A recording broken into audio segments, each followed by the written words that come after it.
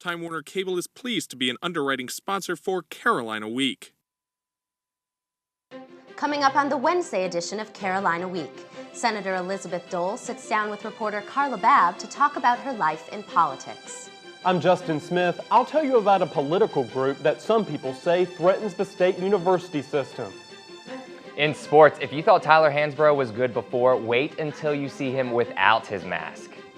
Weathercaster Laura Pagano is here with your Carolina Week 4-day forecast. All that and March Madness in Chapel Hill. Carolina Week starts right now.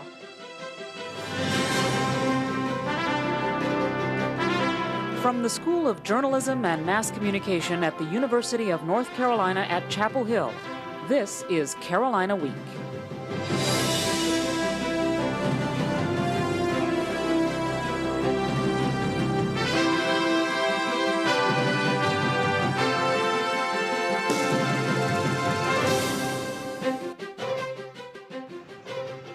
Hello and welcome to the March 21st edition of Carolina Week. I'm Kate Schoen. And I'm Alex Villarreal. Thanks for joining us.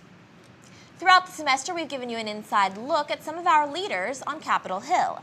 Most recently, reporter Carla Babb sat down with Senator Elizabeth Dole to discuss her life as a pioneer for women in politics. October 2005. Senator Elizabeth Dole is used to being surrounded by men.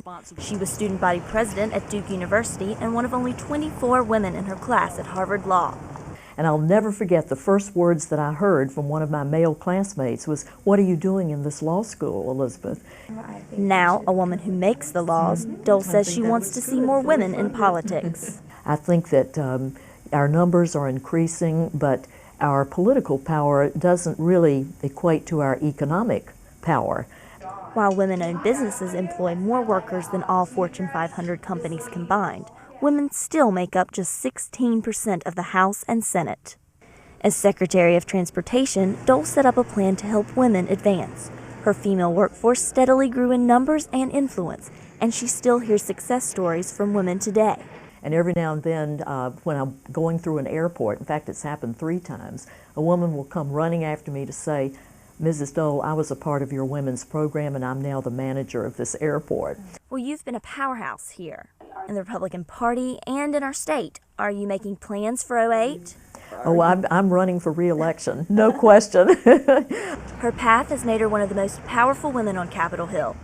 She has been president of the Red Cross, held multiple cabinet positions, and is now our senior senator.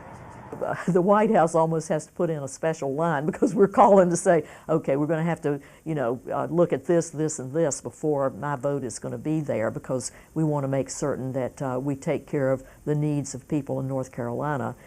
But with a new majority in Congress and a lame duck president, it might be tough for her to get reelected and realize these goals. In Washington, D.C., I'm Carla Babb, Carolina Week. Senator Dole is currently pushing for new legislation to stop drug trafficking in North Carolina. She says she'll keep us updated on her progress.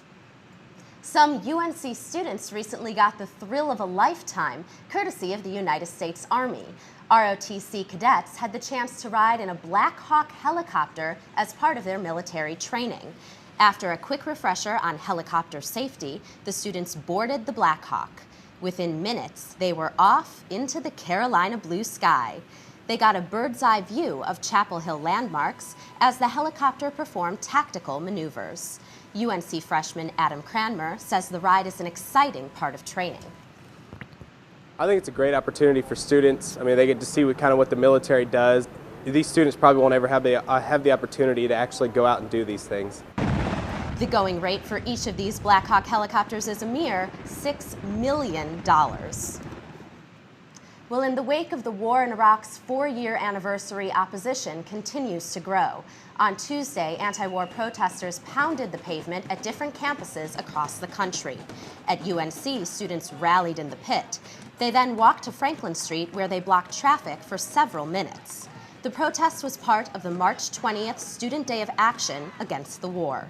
Students at more than 80 campuses and high schools walked out of their classes to show their opposition to the war. What do we want? And if we don't get it, Graduate student Tamara Tall says students need to voice their opinion to make a difference.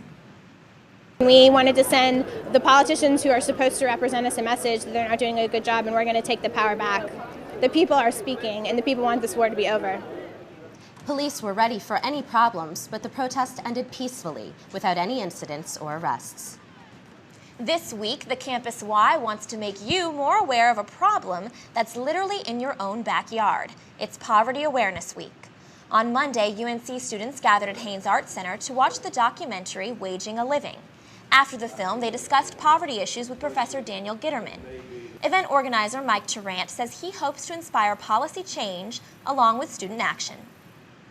We've paired up with the Community Initiative to End Homelessness and the local IFC here in Chapel Hill because we want them involved. Because if we get them involved, we feel that we're much more likely to inspire change and inspire action on the policy-making level because there's only so much students can do. You can still get involved with Poverty Awareness Week. On Wednesday, sign up for the 24-hour hunger fast at the Franklin Street Post Office. On Thursday, there will be a camp out in the pit where you can sleep in a box to get a taste of life on the streets. And on Friday, North Carolina NAACP President William Barber will tell you how to take action now at the Campus Y. The increase in the number of students at all 16 UNC system schools means more construction and a new education plan. The student population at UNC schools will increase by 50% in the next decade, and that means even more courses will be in demand. However, many of the new courses will be offered online instead of inside classrooms. The UNC system will offer more than 90 online degree programs. North Carolina system leaders hope to expand the program, which will be called UNC Online, nationally and internationally. UNC Chapel Hill has a strong network of alumni and supporters, but students from some of the state's other public universities are criticizing a political group that pushes for Carolina causes. Opponents say the Political Action Committee threatens the state's university system. Carolina Week's Justin Smith joins us from the newsroom with more. So Justin, what can you tell us about this group? Kate, the Political Action Committee Citizens for Higher Education isn't officially linked to UNC Chapel Hill, but online records show a donor list filled with people who have Carolina connections. Now, critics say people who are supposed to look out for all the state's public universities shouldn't be allowed to join the PAC. 5 seconds to be allowed the clerk will report it. With the push of a button, lawmakers give a bill the green light or stop it in its tracks. How are the votes influenced by campaign contributions? Senator Julia Bozeman is co-chair of the Higher Education Appropriations Committee.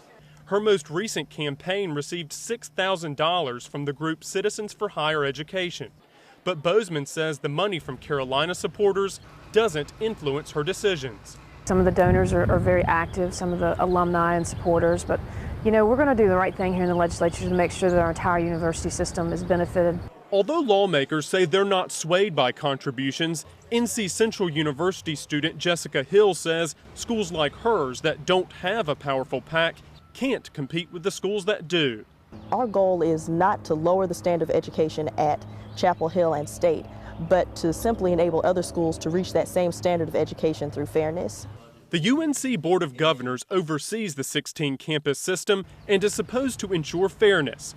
That's why Hill and other PAC opponents want the board to bar its members from donating to groups that favor individual campuses. You should be in a position where you can kind of be a little bit less partial in your job.